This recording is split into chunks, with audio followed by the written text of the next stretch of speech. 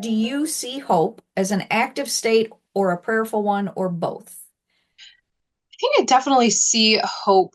It can go both ways, either as prayerful or an active state.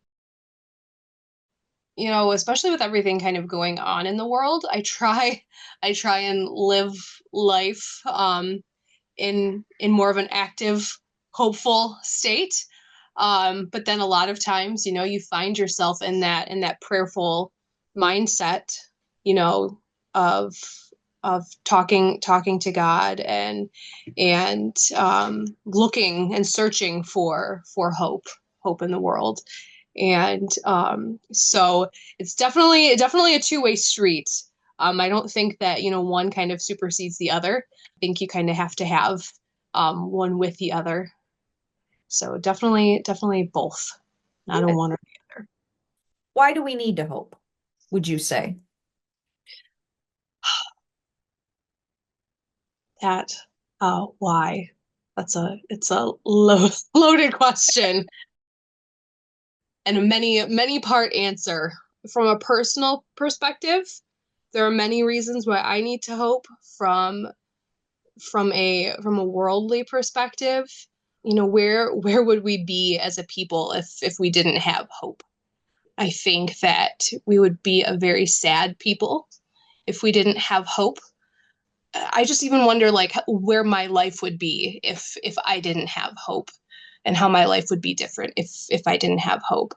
I think that so many people would just kind of give in to their sadness or their anxieties or their fears if they didn't have hope, and if they or even if they didn't have people around them that didn't have hope. And so it's important to at least have that, or have someone around you that has that, to at least kind of help inspire that in you, um, and to keep you going. Because without it, I mean, really, what's the point? Without hope, there's really no point in anything. So, in your job, how would you say that you nurture hope in those who are coming as pilgrims to the retreat center? Yeah, so a lot of people, a lot of people that come here, we always say people that come to the retreat center are always looking for something. You know, they're not just coming on retreat, they have perfect lives. And so they're just coming, for the perfect weekend away and everything is great. And there's always someone that has something going on, and everyone has a story. And so we consider it, here, a gift. It's a challenge, but it's also a gift, to be able to kind of bring that hope to people, with what we offer here. And I think, in a sense, that also kind of helps develop hope within myself, and kind of helps me with my own things, and to see the hope come alive in other people, um, as they come through the doors. And so it's not even people necessarily that are coming here just on our weekend retreats. Like right now, we have a group of high school students that are here. It's interesting to see them, interact with one another, and then also interacting with us, because some are super quiet, and we try and talk to them and kind of like get them out of their shell, and just to kind of see where they're at in their life. And sometimes you can. And I mean, you know, you might hear, a sad story from them.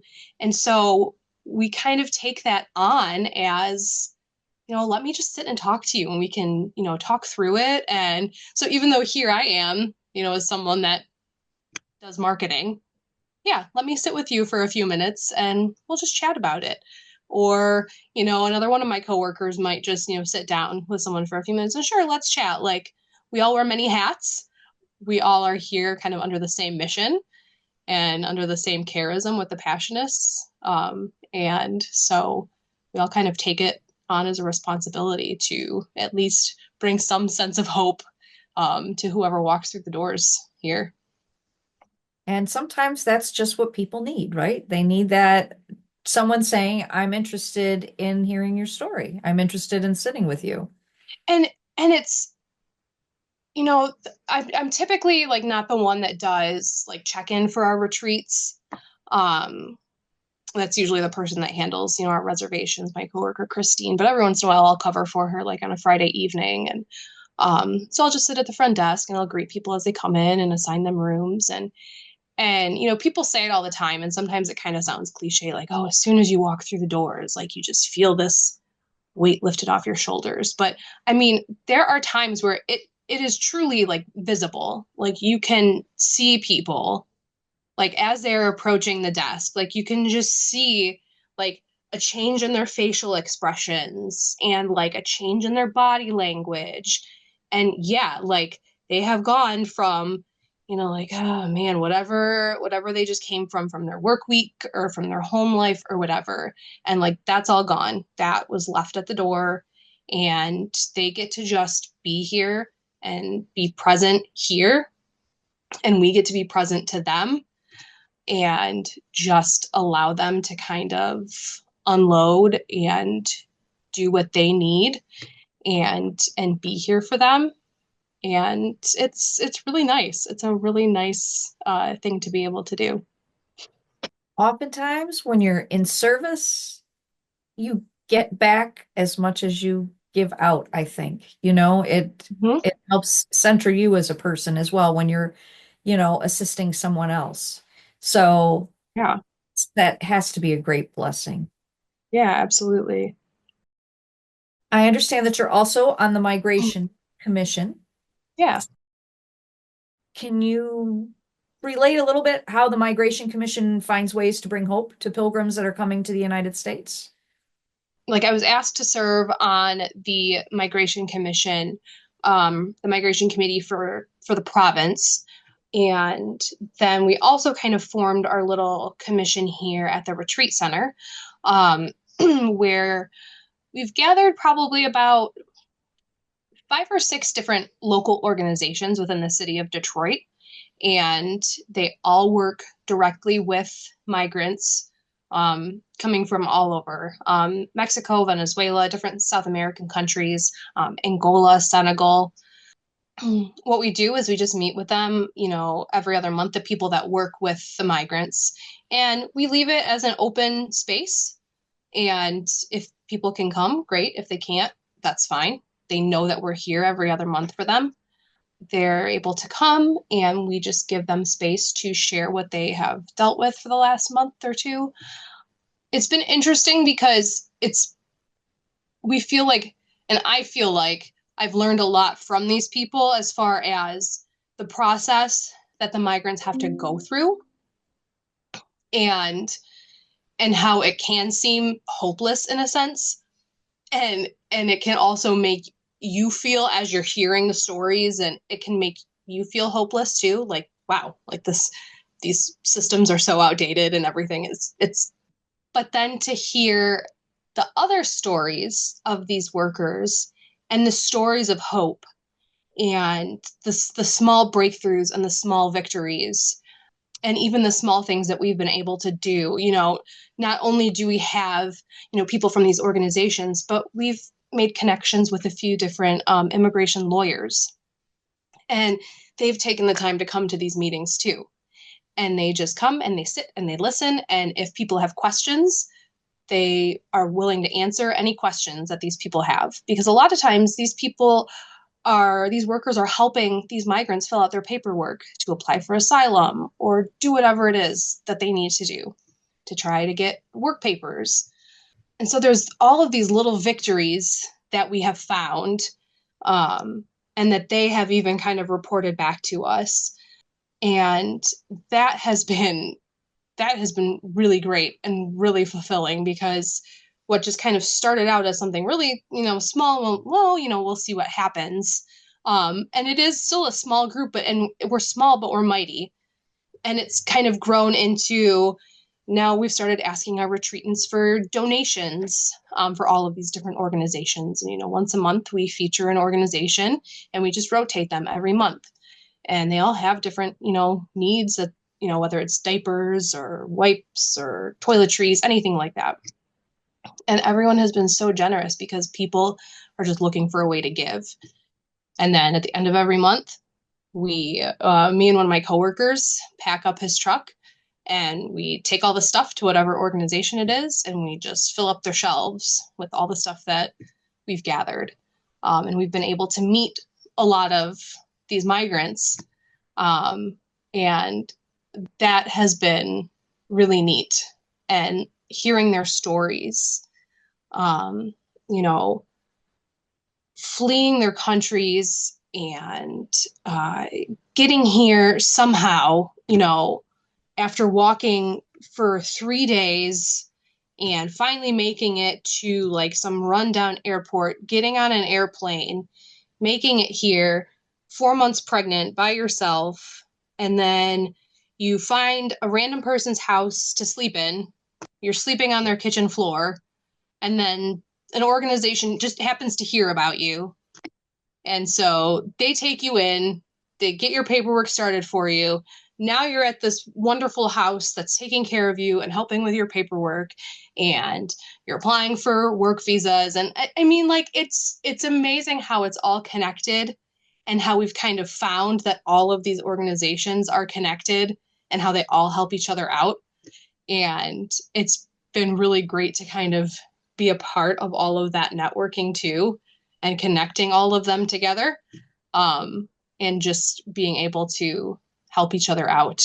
And even though right now things are very uncertain and everyone's very unsure of what's going to happen, um, I think that there is still a sense of hope, um, just because everyone knows that they still have each other.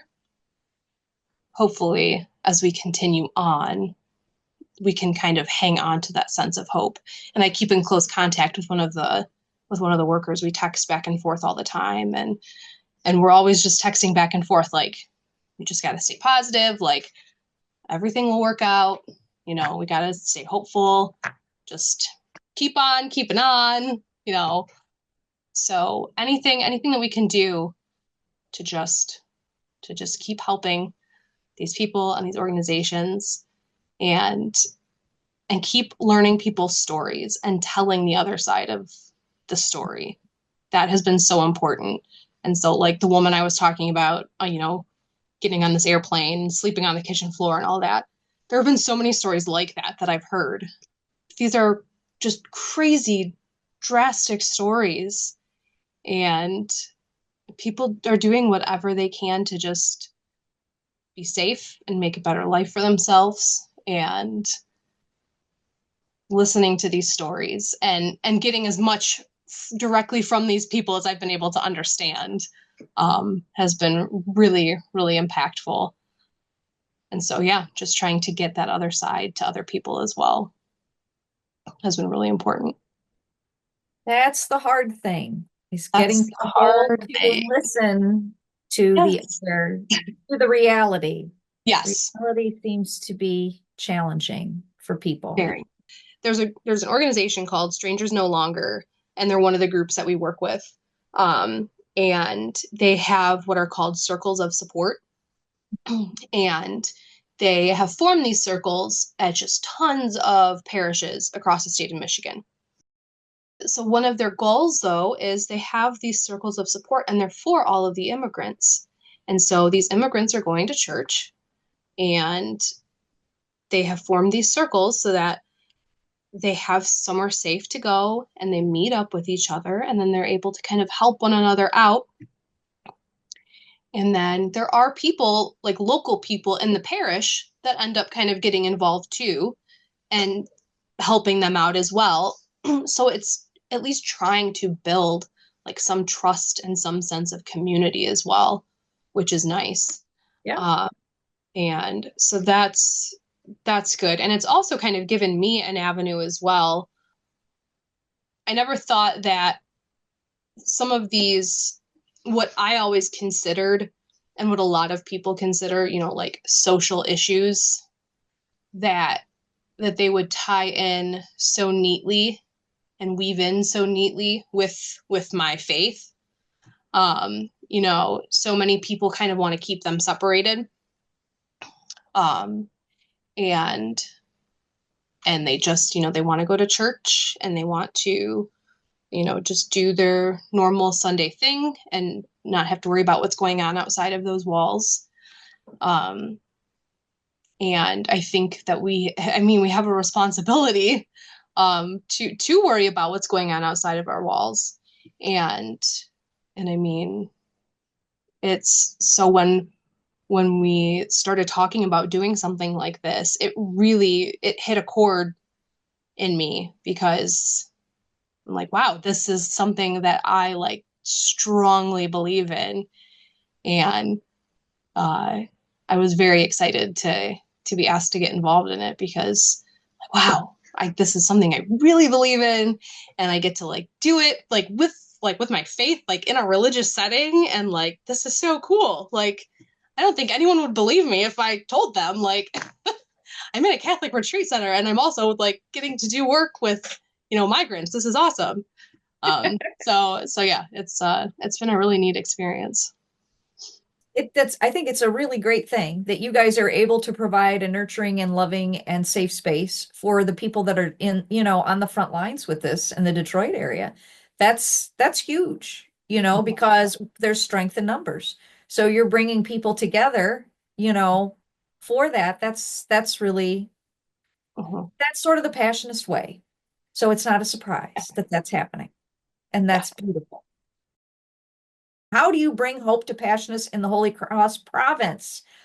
My hope in all of this and in what I do is that in not just the Passionists, but I guess just the church as a whole, is there that there are young people that are still interested and that want to be a part of something greater than themselves. There are so many people, particularly my age and my generation, that are out walking around the world, that are living probably the same way that I do, and that believe a lot of the same things that I do, that are fully living the Passionist charism and just don't know that they are because they don't have the vocabulary to put with it. I when I started working here and I started to learn more about it, I'm like, oh, but I mean, that's like exactly what I believe. Like that's kind of who I am. And I think about people, like my husband and even like my brother. I think about people that aren't necessarily in the church or involved in religion necessarily. It's a part of who they are, but I guess they just don't know it. And so I think part of the hope then there is that I hope that through what and how we communicate is that we can get through to people that, yes, we are the church and we are part of the church, but there is a lot more to us than, the ritual of the church and all of that. And I don't want to be disrespectful toward that. I'm not trying to be disrespectful toward the ritualistic and traditional part of the church. But I think the Passionists in particular just have there is something very special and unique about them. And I think that we have a very important job um, as part of the communications team to really get that word and that image out there. Just because I think, like I said, I think there's a lot of people out there that don't realize that they are living the Passionist way. I tell people, and I've said it to a few people when I came back. So I worked here at the retreat center when I was in college, from like 2012 to 2016, and then I left, and then I came back in 2022. When I came back, um, I really wasn't going to church. I really wasn't involved in much. And then I started doing a lot more things here at work. And I mean, really, it was because of the Passionists that like I kind of started getting involved more again in my faith because I'm like, oh wow, this is like actually really cool. Like when I was in college, I didn't really think of those things. I was going to a Catholic university and like so those things were just kind of part of my, everyday routine, I guess you could say. So, now that I have kids and life is so much different, when I started working back here, I wasn't really involved in anything anymore like that. And so yeah, it was yeah, it's the Passionists are a very well kept secret that maybe shouldn't be. We'd like to keep them a secret because it's a very nice secret, but maybe we should. No, Maybe I don't want to be so selfish. I shouldn't be so selfish. that's right. Open it up. I know. Everybody in here. So, how would you say that hope is nurtured in you by the people that you serve at the retreat center and on your committees and the people that you work with at the retreat center and on the committees? I think we just kind of keep each other going. You know, I think that if one of us, the all of us that work together, I think if one of us is feeling maybe a little down, a little hopeless, and we can send us even a sarcastic text message or a funny email or whatever it is, and just little things like that, we know that can uh, provide even just a smirk or a smile or a little laugh. Um, that that makes a huge difference. In other places that I worked before, it has not always been the case. Um, and so to know that there's always someone that you can go to and feel like you have a safe person to talk to, um, is huge. It's so important. And I feel like I absolutely have that here. And I think just about everyone else here could say the same thing. Um, which is I'm not very many people can say that about their job. How do you remain hopeful in a world where there is so much chaos and anger? I have to, especially for my kids. I have a 5-year old and a 2-year old, and with everything that's going on, I am always like, I have to put them first.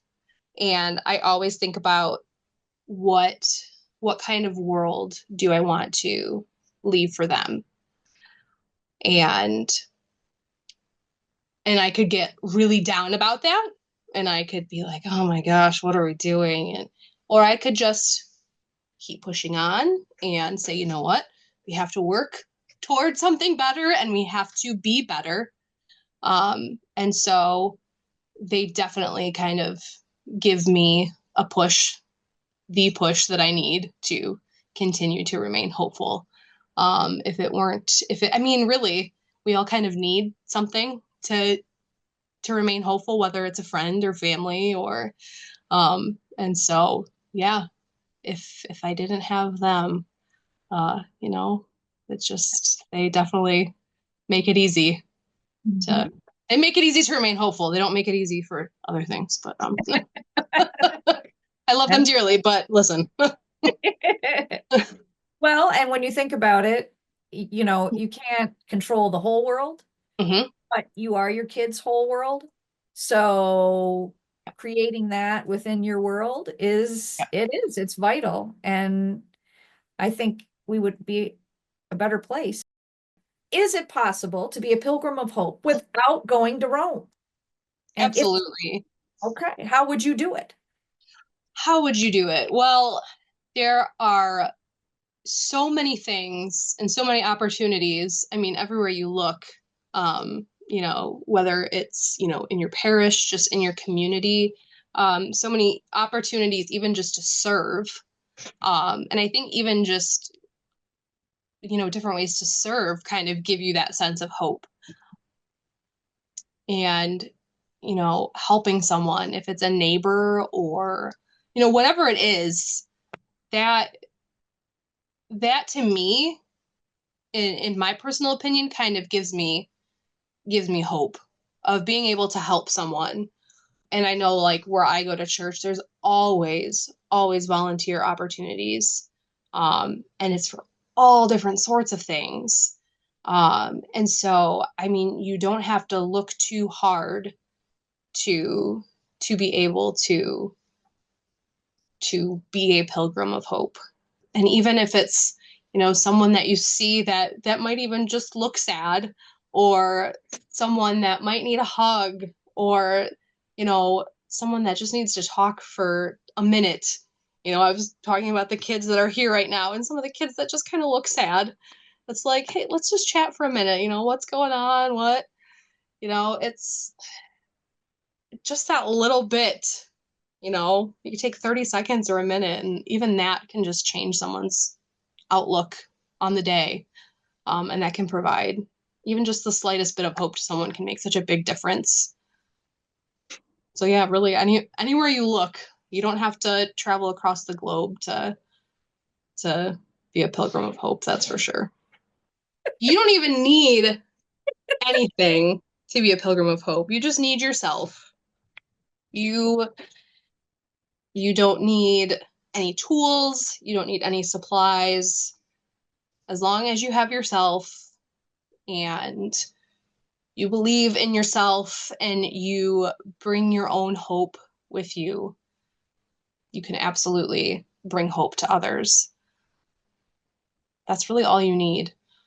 It sounds, it might sound very simple, but that's because it is. Uh, you don't have to overcomplicate things. How would you say that God has nurtured hope and trust in your life, Emily? Um, I think one of the things, and I kind of touched on it earlier, is my my whole journey of like how I've got to where I am now. I started working here when I was in college. I was going to school to be a teacher. And I left school and I did not finish my degree. I decided that for whatever reason, I did not want to be a teacher. And so I left and I went into the medical field for like 6 years. And I loved what I was doing and I loved the doctor that I worked for. But in the back of my mind, even like from the minute I started, like after I left here because I thought I was going on to bigger and better things and I knew I needed a full-time job, yada yada. And but I always said that if anything ever opened back up here, that I needed to get back in here somehow. Like, because this was like my end. This was my end goal. Was getting back into the retreat center. I sent an email one day uh, when I was working at the eye doctor I was working at.